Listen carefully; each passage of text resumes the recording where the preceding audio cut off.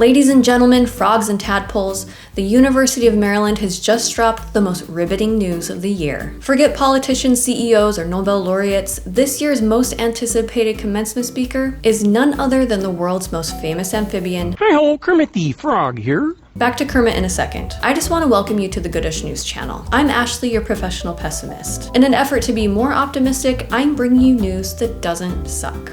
If you're tired of the same old depressing news stories, then you're in the right place. Because here, we pretend like none of that bad stuff is happening and focus on news that's at least good-ish. On May 21st, Kermit the Frog will deliver wisdom to the University of Maryland's graduating class of 2025. And honestly, who better to inspire students than an amphibian who's been around since 1955? Kermit has deep roots at UMD. His creator, Jim Henson, graduated from the school in 1960. There's even a statue honoring Jim and Kermit on campus. Fun fact, Henson built the original Kermit using his mom's old coat and 2 halves of a ping pong ball, upcycling before it was cool.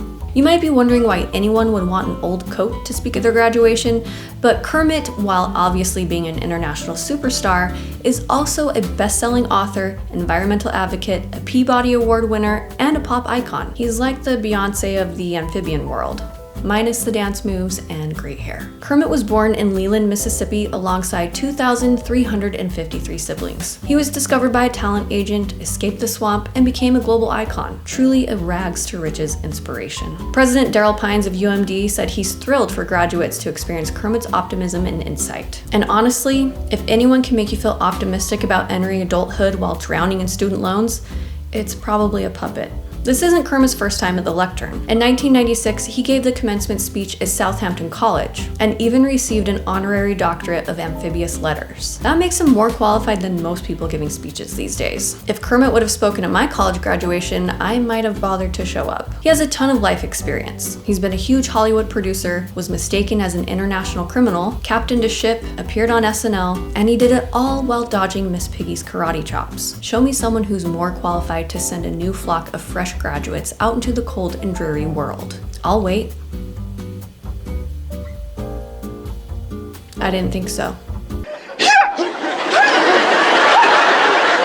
You might have heard news last week of a pilot and his 2 daughters who were saved after their plane ended up on a not-so-frozen lake in the Alaskan wilderness. It turns out this story isn't quite as feel-good as originally thought, but it is another example of how humans sometimes miraculously survive in spite of their own stupidity. I'll leave the pilot anonymous as he's probably feeling enough heat right now, but I'll give you the other details. On March 23rd, a pilot and his passengers were reported past due after they did not return from a sightseeing tour on the Kenai Peninsula. The pilot's father made a post on Facebook asking for people to help search for the missing plane. An emergency locator transmitter, or ELT, required by the FAA on almost all aircraft, was not installed on the plane. Side note, my dad is a pilot and owned and ran an aircraft maintenance business for almost 50 years. So we took the FAA rules and regulations very seriously in our household. Let's just say the lack of an ELT is probably the least of this guy's problems. But I digress. Several pilots saw the Facebook post and volunteered to help. They flew over the rugged area looking for any signs of the plane. Not long into the search, pilot Terry Goads spotted what he feared was airplane wreckage on the Tustamena Lake. But as he got closer, he was relieved to find that there were signs of life.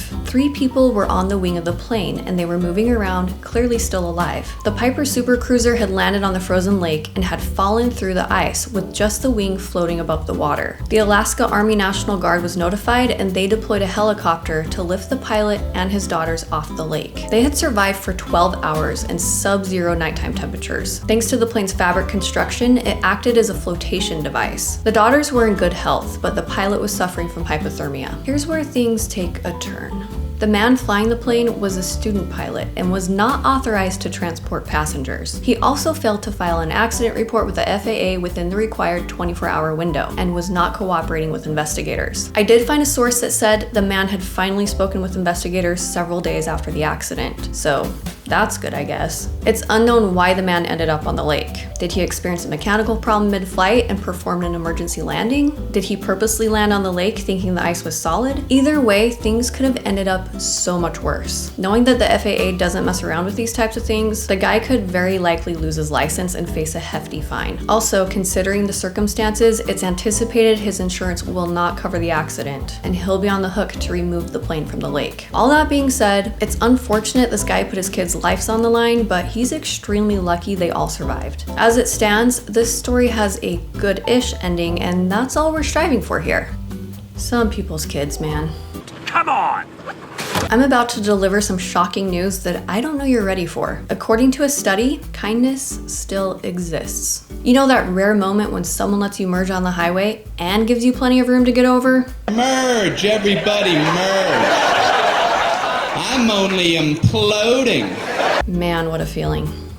But the kindness I'm talking about is a little more than that. According to the 2025 World Happiness Report, kindness is up 10% globally compared to pre-2020 levels. That's right, COVID didn't just bring us sourdough starters and an aversion to Zoom, it also gave us a benevolence bump that has actually stuck around all these years later. It's weird to say years later when it still feels like it was last week. The report says that helping strangers, whether it's holding a door open or paying for someone's Big Mac, is still 18% higher than before the pandemic. The World Happiness Report is an annual measurement of well-being that studies over 140 different nations. This year's report emphasizes that we're all way too pessimistic about how kind our communities actually are. Shout out to my fellow pessimists. For example, a study across 40 countries found that people are way more likely to return lost wallets than we think. The number is twice as high as people expected. And here's an interesting tidbit. The wallet was more likely to be returned if it contained money. Kind of the opposite of what you'd expect. Or at least the opposite of what I would expect, because I'm a pessimist. We've already established that. So maybe instead of assuming everyone around us is a jerk, maybe we should assume they're decent human beings just trying their best. The data from the study shows that people are happier living in areas where they think people care about each other. Just thinking that people around you are kind is twice as important for happiness as actually experiencing that kindness. That means just thinking a stranger might return your wallet is better for your mental health than them actually doing it. So let's talk about why this matters. The report found that kindness helps reduce happiness inequality. In other words, when society is kinder, people who are struggling feel less miserable. A random act of kindness like shoveling your neighbor's driveway could make a huge difference in their life. So there you have it. Kindness isn't just nice, it's scientifically proven to make us happier. Go out there and do something nice for a stranger. Or if you need to restore your own hope in humanity, drop your wallet and see what happens. On second thought, don't do that. That's a terrible idea. Sorry. If you're looking for more good news in your life, be sure to check out my video from last week. It's an all-animal edition where I discuss how you can help save stranded fish from the comfort of your own couch, steps that are being taken to help save the rarest penguin on Earth, and a theory of how iguanas ended up in Fiji, 5,000 miles away from their closest living relatives. Also, if you enjoyed this video, please click that little thumbs up button so the YouTube overlords will shower their grace upon me. And please consider subscribing so we can ignore all the bad news together.